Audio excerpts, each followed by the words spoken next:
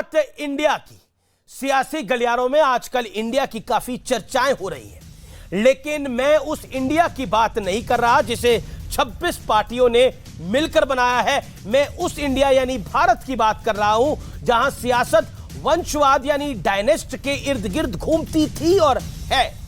पंडित जवाहरलाल नेहरू की बेटी इंदिरा गांधी, उनके बेटे संजय और राजीव गांधी, उनका बेटा और बेटी राहुल और प्रियंका गांधी, पत्नी सोनिया गांधी, कश्मीर में शेख अब्दुल्ला और मुफ्ती मोहम्मद सईद का परिवार, पंजाब में बादल फैमिली, हरियाणा में चौटाला और हुड्डा का परिवार, महाराष्ट्र में ठाकरे का परिवार, शरद राव पवार और सुप्रिया सुले का परिवार, उत्तर प्रदेश में मुलायम सिंह यादव और चौधरी चरण सिंह का परिवार, बिहार में लालू यादव का परिवार, तमिलनाडु में करुणानिधि का परिवार।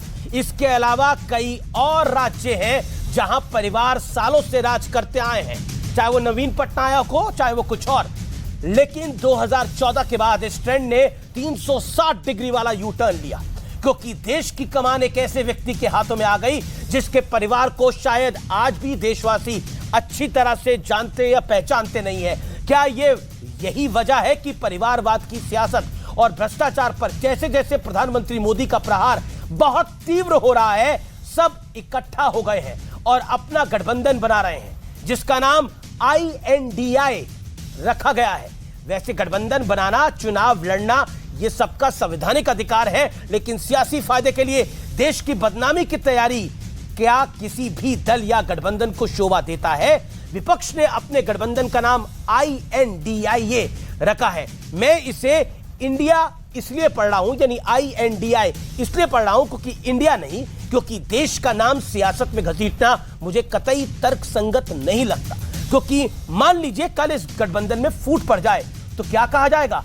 इंडिया में फूट पड़ गई। कल अगर यह गठबंधन हार जाए तो क्या कहा जाएगा?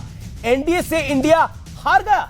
हमने देखा था इससे पहले विदेशों में भारत सरकार के खिलाफ अमेरिका जैसे देशों से मदद मांगी गई थी, तब पूरी दुनिया ने देखा था कि कैसे भारत की सियासत को चौराहे पे लाकर खड़ा करके नीलाम करने का प्रयास हुआ था।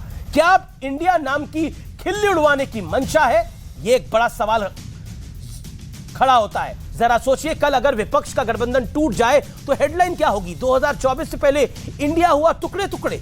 विपक्ष की तरफ से तर्क दिए जा रहे हैं, जबकि skill India, digital India, startup India हो सकता है, तो विपक्ष के गठबंधन का नाम इंडिया क्यों नहीं हो सकता? यह तर्क देने वालों को यह समझना चाहिए वो भारत सरकार की योजनाओं से जुड़े इंडिया की बात कर रहे हैं। देश की योजनाएं देश के नाम पर नहीं होंगी तो फिर किसके नाम पर होंगी? लेकिन विपक्षी गठबंधन तो इंडिया नाम देना, क्या यह शुद्ध रूप से सियासी कदम नहीं है?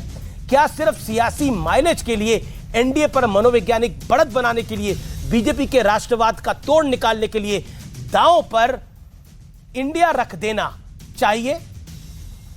विपक्ष का नाम Indian democratic front, honest Indian group, Indian secular alliance भी हो सकता था। इसमें वो सारे शब्द जो विपक्ष के लिए काफी पसंद होते हैं, जैसे कि ऑनेस्टी यानी ईमानदार। विपक्ष अक्सर मोदी सरकार को उद्योगपतियों की सरकार बताकर घेरता है। मोदी सरकार पर विपक्ष के आरोप होते हैं कि सरकार देश के गरीबों का हक उद्योगपतियों को बांट रही है। अदानी की चर्चा खूब सुनी हमने, लेकिन क्या आप जानते हैं कि मोदी सरकार को उखाड़ फेंकने की कसम खाने के लिए विपक्ष के तमाम बड़े नेता बेंगलुरु कैसे पहुंचे थे? नहीं पता तो ध्यान दीजिए, ये तमाम नेता चार्टर्ड प्लेन में गए। गांधी परिवार चार्टर्ड प्लेन से बेंगलुरु पहुंचा, अरविंद केजरीवाल चार्टर्ड प्लेन से पहुंचे, शरद पवार चार्टर्ड प्लेन से पहुंचे, अखिलेश यादव चार्टर्ड प्लेन से पहुंचे।